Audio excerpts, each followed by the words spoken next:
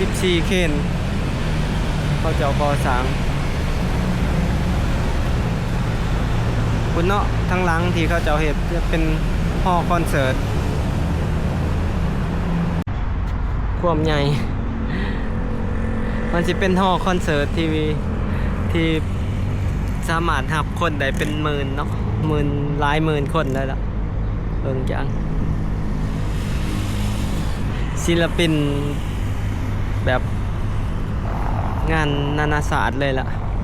คอนเสิร์ตแบบนานาศาสตร์เลยโอ้ทุกคน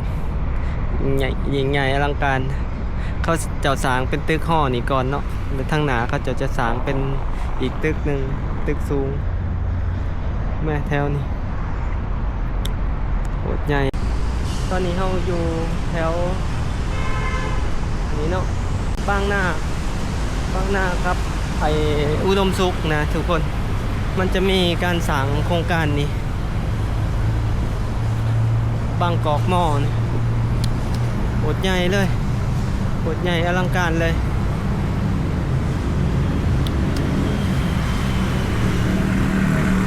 เบิ่งเข้าไปเบิ่งแถวเขาจะสร้างเป็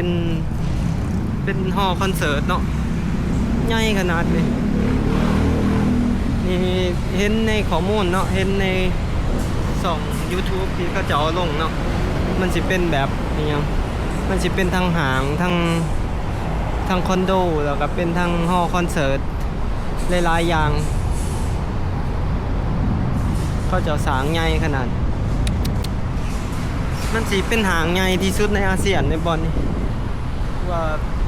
โครงการใหญ่ขนาดเดี๋ยวมาเห็นตัวจริงเบิ่งเสาเขาจะใส่เล็กนะจนทีด้วยเนาะเล็กเสาเป็น4-50 เซนต่อเสาหนึ่ง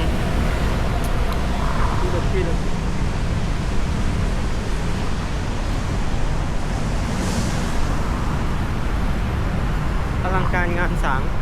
โครงการนี้แต่คอนโดที่มีอยู่แล้วแถวนี้กันใหญ่ๆแล้วทางแถวนี้สร้างแล้วนี่อยากให้เบาเลยแถวนี้จะเป็นอย่างไรนี่มันเกาะมาหอดทั้งหนานี่คน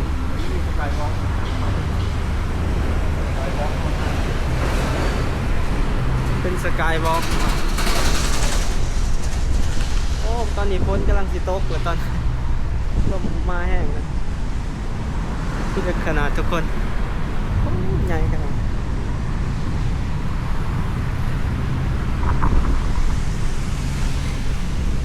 เขียนเป็น10 อันถ้าตอนนี้สร้างแล้วนี่กันนะจะสร้างงานให้คนไทยนี่ก็ต่ำกว่า10,000 ตำแหน่งที่นี่ความใหญ่ขนาดนี้ความยาวจากทั้งหน้าถึงทั้งหลังนี่นะจะบ่ต่ำกว่า500 เมตรเขาไปนี่ทุกคนเขียนเนาะ1 2 3 4 5 6 7 8 9 10 11 12 13 14เคนเขาเจ้าก่อสร้างคุณเนาะทั้งหลังที่เขาเจ้าเฮ็ดจะเป็นฮอลล์คอนเสิร์ตตัวนั้นครับไปเบิ่งทั้งขางปักกว้างความยาวเป็นห้องที่บรรจุคนน่าจะบ่ต่ำกว่า 20,000 เป็นถ้าเฮ็ดแล้วนี่เนาะผู้ใดได้สิเป็นศิลปินแหกมานเนาะที่เขาไปแสดงคอนเสิร์ตถ้าแล้วนี่บ่แม่นใส่ก็สิขึ้นมาเบิ่งเนาะ อยากเห็นนาฬิตอนมันแล้วใหญ่ขนาดอลังการงานสร้างเลยนะย่อมเนาะหลายๆบอลที่อยู่ในกรุงเทพนี่เขาจะสร้างจะโครงการใหญ่ๆ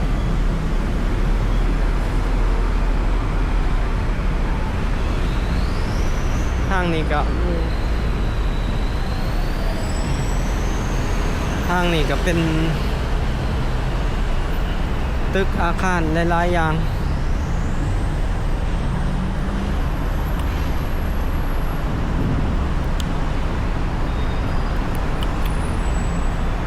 พี่ลึกบอนนี้ก็น่าจะเป็นดินของโครงการแบงคอกมอนี่เนาะ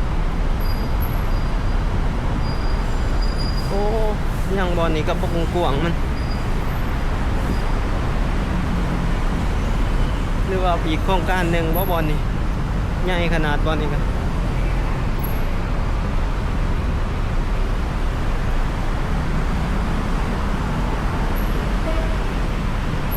ดินวาง